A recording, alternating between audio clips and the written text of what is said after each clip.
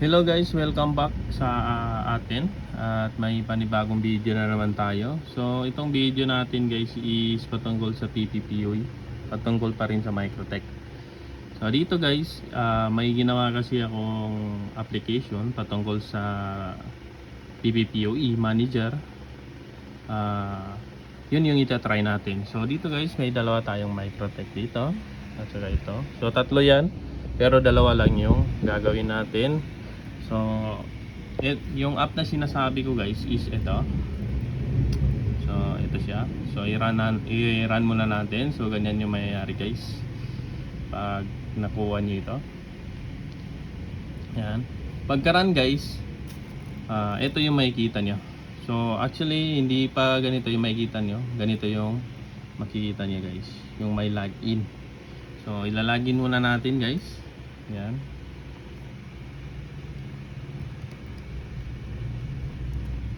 Yan. Pag login guys is ito yung makikita nyo. Yan. So dito guys, dito tayo mag-add ng router. So yung settings kasi guys, mga general settings lang ito patungkol sa manager niya. Pero ang totoong gagawin natin guys is mag-add tayo dito ng router. So, una is ang i-add natin guys is yung nakasaksak sa ating laptop, which is yan yung Microtech na yan. So, dito guys, check natin kung ano yung IP na Microtech natin ito. Kung anong IP niyan. So, dito may check natin dito kung anong gagamitin nating gateway para alam natin kung paano i-test. So ayan. So kung mapapansin nyo guys is ang gateway niya is 192.168.26.1. So ayan. So ang admin user nito is yung common na ginagamit ko sa mga tutorial guys, which is yung username is 1 ay admin, ang password is 1. So ito siya guys. Yan. So yan muna yung i-connect natin. Yan. Ito siya. Ito muna yung gagawin natin at i-connect natin sa ating manager, yung PPPoE manager. So yan. So puntaan natin ulit yung ating Google Chrome. So dapat may Google Chrome kayo or any browser na available sa inyong mga laptop. Dito may makikita kayong add router. Yan, click nyo na. Tapos yan, so for example, ito yung main router natin. So pangalanan nyo lang guys. So sa akin main router. Tapos yung IP kanina guys, which is 192.168.26.1. Then yung username at password ng ating Microtech. So yan. So test natin. So yan. Okay siya na test. Pag mali yung password or yung IP guys, ganito yung mangyayari guys. Yan, di ba? So ang password ko dito is 1 test, tapos i-add route natin. Yan. So ito na siya guys. Online na siya. Di ba? Ngayon guys, dito may makikita na kayong mga dashboard, customers, online plan, yung payment, transaction. Yan. Yan yung ma-open dito sa dashboard natin. Pupunta tayo dito sa dashboard guys. Ito yung makikita niya. Yan. Yung Microtech nyo guys. Yan. Yung Microtech main router natin. Ito yung IP. Tapos dito, siyempre isa lang yung router. Yan. Ito. Yan.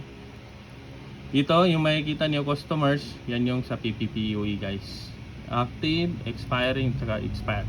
So dito sa online customer, so dito natin makikita yung mga online customer dito guys.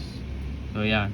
So dito kung mapapansin nyo may online, pero hindi yan kuan kasi yan yung sa ginagamit ko sa remote access. So kailangan natin i-disconnect. Yan. Pwede natin ma-disconnect dito. So pag click natin disconnect, ganito yung mangyayari. Yan. So dito sa customer plan, yan. Dito. So dito tayo mag-a-add ng profiles. Ngayon guys, kung sa Microtech nyo ay may nakaplan na or nakalagay na dito sa PPPoE nyo, i-click nyo lang itong sync para malagay lahat ng files or yung gawa nyong PPPoE user profile dito. Yan. So kung wala, pwede kayong mag-add dito guys. Yan. Halimbawa 10 Mbps, rate limit, yung local address, remote address, at saka meron tayo nito yung on up at saka on down na script. So kung gusto niyo ng script na may auto disconnect o auto expiry, pwede kayong maglagay dito ng script. So dito may makikita tayong main router. So piliin lang natin yan. Tapos dito, itong kagandahan nito, meron tayong payments. Yan. Sa payments guys, pwede kayong mag-add dito, di ba? Yan. Tapos pag mag-add kayo guys, piliin nyo yung customer dito. For example, may customer, automatic pagbayad nila, mag-set lang kayo ng billing from, until, from, tapos paid. Pag save nyo, automatic ma-add na dito sa customer natin. Yun dito, ma-add na yung date nila. So mamaya or sa next video natin ituturo ko yan guys. Tapos dito sa transaction, dito yung mga history ng transaction. So, meron tayong total transaction, total amount this month, at saka meron tayong today. Tapos dito pwede nyong i-export yung mga transaction dito. Then dito sa settings, ganyan lang naman. So pwede kayong mag-fill up dyan. Sa user, pwede nyong palitan yung admin user kanina dun. So halimbawa is may admin user, tapos palitan nyo dito. So yan. So dito system, yan, version 1 pa ito guys. So yan. Itong sinasabi kong user profile guys, or yung change password is dito yan guys. Dito. Papalitan nyo yung password nyo dito. Yan. So yan, tingin ko hanggang dito na lang muna. At i-upload ko yung full version nito sa YouTube. So maraming salamat at peace out.